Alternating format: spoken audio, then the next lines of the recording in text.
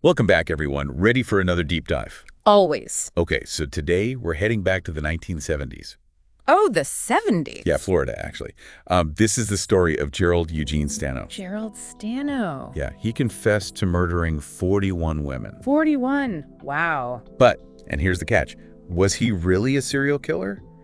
Or was he, and I've heard this phrase used, a serial confessor? Interesting. A serial confessor. Exactly. And that's what we're going to try to figure out today. We've got, let's see, court documents, encyclopedia entries, articles, all sorts of things. Sounds like we've got our work cut out for us. We do. And what makes it even more, intriguing is that there are still so many unanswered questions. Like what? Like, was his childhood a factor in, the crimes? The nature versus nurture debate. Right. And could modern forensics help us get to the truth? Okay, so where do we start? Well, his early life is definitely a good place. So, Stano wasn't always Gerald Eugene Stano. He was actually born Paul Zeininger in New York. And his mom, his biological mom, she really neglected him. Neglected how? Like, really badly. He was actually considered unadoptable at like 6 months old. Wow, 6 months? Yeah. There were reports saying he was basically functioning like at an animalistic level. What do you mean? Like he was even eating his own, feces. Oh, wow. Yeah. So you can imagine the impact that kind of deprivation has on a child. Right, especially at that age. That's a critical developmental stage. Totally. And so he was eventually adopted by Norma Stano, a nurse, and she renamed him Gerald. Okay, so new name, new start. You'd hope, right? But even with loving adoptive parents, the problems, they didn't go away. He was lying, stealing, struggling in school. It was like constant. So those early experiences, the betrayal, the instability, it's almost like it created this like wound. A psychological wound. Yeah, and it makes sense that it could lead to some pretty destructive behaviors. Okay, so fast forward a bit.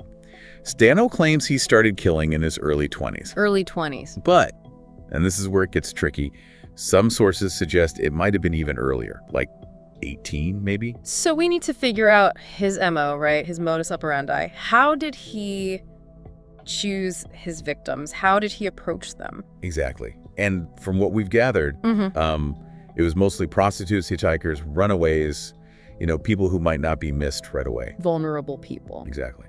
And his methods, well, they varied. Stabbing, choking, shooting, it's awful. But there's one thing that's really strange. He didn't rape his victims. Really? That's unusual, especially for a serial killer who targets women. I know, right? It makes you think, what was his motivation? What was driving him? Some experts think it points to a need for control, domination, more than like sexual gratification. So like he was dehumanizing them. Yeah, seeing them as objects, not people. Chilling. Absolutely chilling. And there are some details about his methods that, they make your skin crawl. Like what? His car. He drove a Plymouth Duster. Okay. Seems normal enough. But he kept it spotless. Like meticulously clean. You'd never suspect anything was wrong. Wow, so a clean car can be sinister too. Right. And he used that car to lure his victims. Marijuana, rides, even like sightseeing tours. Can you believe that? Sightseeing tours? Yeah. Plantation ruins, Seminole War battlegrounds, that kind of stuff. And there's this one quote, he said, "You have to pace yourself." About the killings. Yeah. That's cold. But remember, these are all confessions. We don't know for sure how reliable they are. True. Okay, so let's look at some specific cases. Mary Carol Marr, she was a college student, stabbed to death, covered with branches. And Stano confessed to that one, right? He did. And what's really weird is the level of detail he gave, like her clothes, her injuries, things that weren't even public knowledge. It sounds like he had to have been there. Right. Then there's Toni Van Haddix. She was a prostitute, multiple stab wounds to the head, also covered with branches. That seems like a pattern. It does, doesn't it? And again, Stano confessed. And get this, he knew she was wearing an arm cast when she was killed. Did the police release that info? Nope, they kept it quiet. So how would he know? That is strange. But what about Kathy Lee Scharf, the one he was executed for? Right, Kathy Scharf, 17-year-old hitchhiker. Well, years later, they found Caucasian pubic hairs on her body. They didn't match Stano. So wait, if he didn't kill her, did he actually kill any of them? That's the million-dollar question, isn't it? Was he telling the truth at all?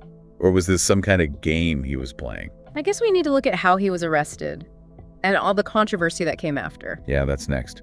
So in 1980, a prostitute, she managed to escape, reported him, and bam, Stano's arrested. And then the confessions just started pouring out. But that's when this idea of him being a serial confessor started to gain traction. What do you mean by serial confessor? Basically, someone who confesses to crimes they didn't commit. Why would someone do that? Lots of reasons. Notoriety, protecting someone else. Sometimes they're just easily manipulated, coerced. And they think that was happening with Stano. It's possible. There are allegations that Detective Paul Crowe, the one who got most of those confessions, well, they say he used some pretty questionable tactics. Questionable how? We're talking about potential coercion, leading questions, that kind of thing. And get this, Crowe was later charged with corruption. Oh, wow. That's not a good look. No, it's not. And it gets worse. Another detective, James Gadbury, he filed an affidavit accusing Crowe of basically spoon-feeding Stano case details. So Stano was just parroting back what Crowe told him. Exactly. Yeah. And then there were the jailhouse informants. They used their testimony to try and nail Stano. Jailhouse informants, they're not exactly the most reliable, are they? Notoriously unreliable. And guess what? One of them, Clarence Ack, he recanted. Said he made it all up in exchange for favors. So you've got coerced confessions, unreliable informants. It's like, how can you trust any of it? Yeah, it raises serious concerns about the whole case. You've got to wonder how many other cases might be out there with the wrong person behind bars. It's a scary thought. So what happened to Stano? Well, he was executed in 1998. And did he maintain his innocence? Until the very end.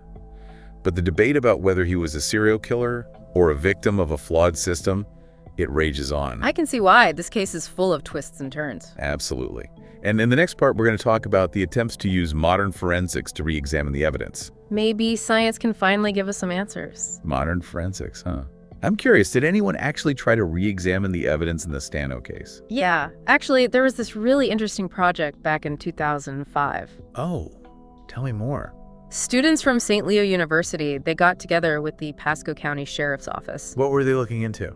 They were reinvestigating some of the murders that were, linked to Stano. Interesting. Did they have access to the original case files? They did. Taped confessions, transcripts, even some physical evidence. Hold on, did you say physical evidence? Yeah. So like potential DNA evidence? Could be. They were specifically looking at 3 cases. Diana Valek, Gail Foster, and Emily Grieve. Weren't those some of the cases where there were already doubts about Stano's confessions? Exactly. There were some things that just didn't add up. So they were hoping, that DNA analysis could either confirm or, I guess, refute Stano's involvement. So like a real-life cold case situation. Pretty much. But with the added benefit of, modern technology. That's amazing. Did they get any results? Did they find anything? Well, that's the thing. The sources we have, they don't actually give any specifics about the DNA testing. Really? Come on, that's a bummer. Why wouldn't they include that? It's like the most important part. It's possible, that the analysis was inconclusive. What do you mean? Like maybe the samples were too old, too degraded, or maybe there just wasn't enough material to work with. I guess that happens, right? Especially with older cases. Yeah, especially from the 70s. But there's also another possibility. What's that? What if the DNA didn't match Stano at all? Whoa, hold on. You're saying there could be another killer out there. It's not impossible. And if that's true, it makes you wonder why they were so focused on Stano in the first place. You mentioned earlier that focusing on Stano might have actually hurt the investigation. What did you mean by that?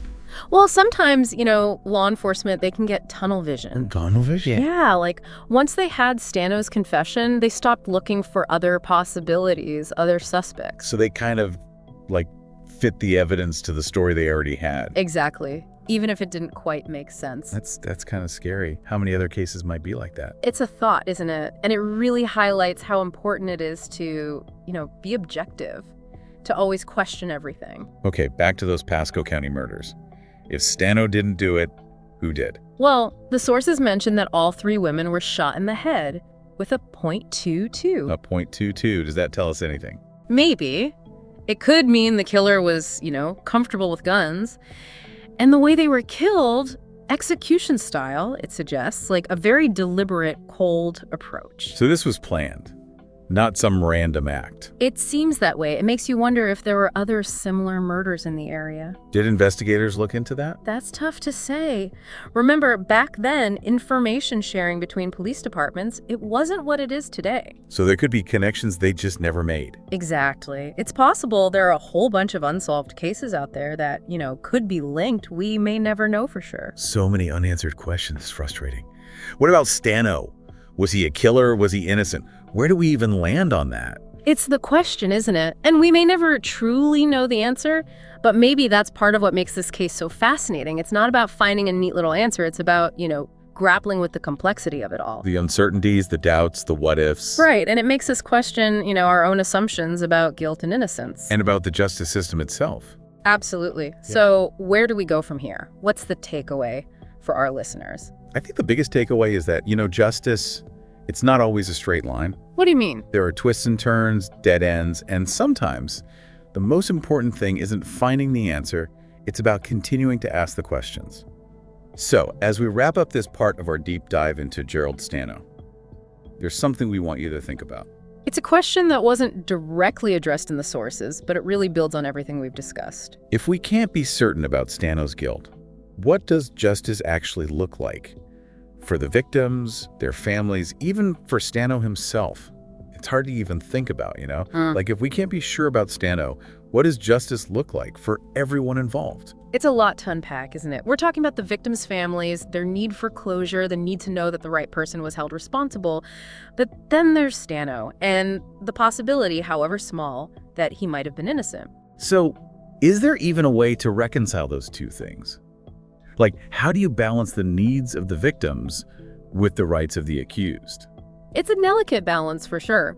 We can't just ignore Stano's claims of innocence. I mean, he confessed to other crimes, yes, but some of those confessions might have been, problematic. Problematic, what do you mean? Coerced, maybe, or influenced by, the way he was questioned. We talk about those questionable tactics. Right.